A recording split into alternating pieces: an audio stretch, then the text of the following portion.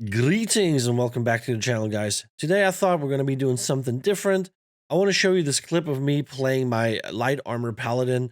Now, full disclosure here, I'm not winning this fight. I actually lost this fight. But I think this clip showcases the defensive nature and the defensive playstyle of this build really well, so I thought I'll do a little commentary on it.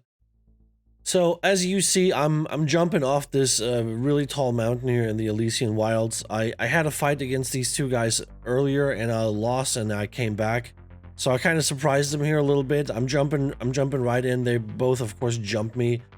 So I'm going in there. I'm slapping them a couple times. They attack me. I'm making sure I keep my heals down.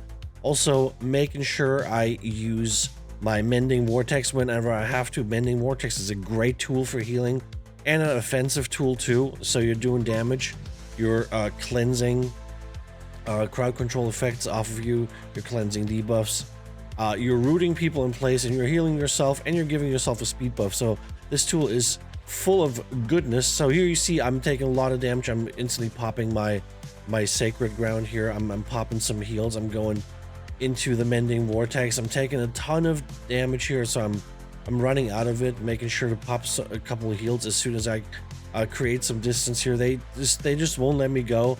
I'm using the Bile Bomb hard rune here, which is pretty nice to deny them a couple, a little bit of their healing and add some damage over time.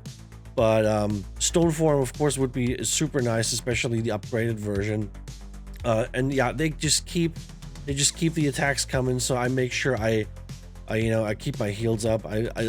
I'm going for this bow guy here because he's a little bit squishier. The other guy is holding block a lot, but the bow guy, of course, a little bit different to fight this guy because he has a lot more damage and he's got more mobility than the other guy.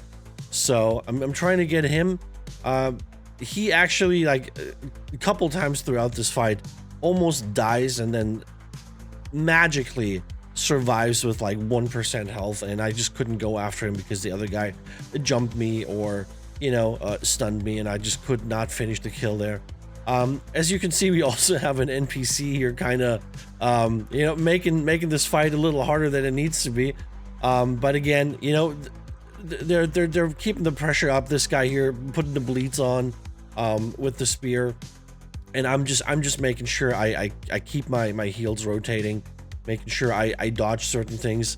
Now, every time I go for the Mending Vortex, not only am I going to heal, but I'm also going to get a nice speed buff, so I can use this to, kind of get my health back up, and then, get out of a sticky situation. Use my speed buff to, find a better spot to fight. Because as you can see, there's a lot of obstacles in the way, and then the NPCs attacking me. And they have a little bit of range going on too, so there's not a lot of safe places for me. As you can see here, I popped the Mending Vortex. I'm getting some distance. I'm popping some heals. I'm making sure that I'm just not sitting there for them to just bang on me. Right? The guy's just constantly pelting me with arrows here, and the sword and board guy's trying to pin me down. There's banging his shield. Yeah, it's kind of a tricky, difficult fight. Not gonna lie. Here I decide to just like, hey, we gotta take out that NPC. The NPC is a little annoying. Yeah, they got the fire tornado hard rune here, which together with all the other damage over time that they have, can be very dangerous. And just keep moving, slam him. Unfortunately, I missed this one. Here you see I hit the Mending Vortex and I get out of there instantly using my speed. Almost died here, but the sacred and the big heal, the clap heal, saving me. And yeah, they're really angry here. They really want to get me. So just really making sure, keeping my distance, popping the heals, stunning them whenever possible. This guy gets the trip. Boom, he sits down. Again, like he goes low health and he kind of backs off a little bit, right? And then this guy here just holding block, and I'm banging against his shield. Almost dies. He runs away.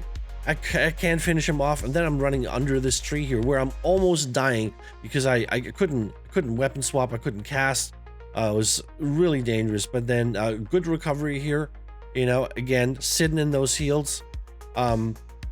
Here again, vortex and then use the speed to kind of, you know, create some distance, put another sacred ground down. You always want to make sure you have a sacred ground that you can return to.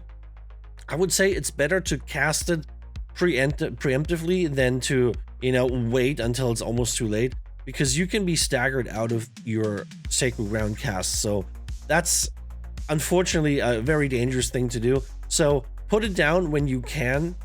You don't have to necessarily sit in it, but like put it close to where the fight is, so you can maybe return to it if you really need it. And yeah, again, like they're going hard, they're slapping, but you know, in the end, I can barely out heal the damage here, and then, you know, unfortunately it happens, they get me down. Sad times, but at least you see the defensive gameplay. You see how this build is meant to be played when you're facing a lot of damage, when you're facing a lot of abuse by other people.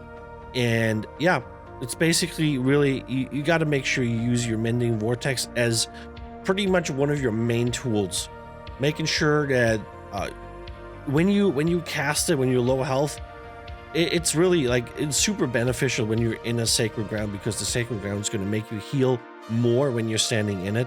So a sacred ground and a Mending Vortex together can really mean that you go from like basically dead to having a full health bar again.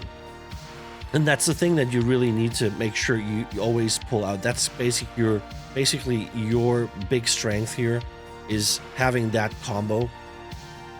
The other heals, you know, they're a little bit more tricky. You definitely want to pop the orb whenever you can, just to keep the heal, the small heal ticking on you.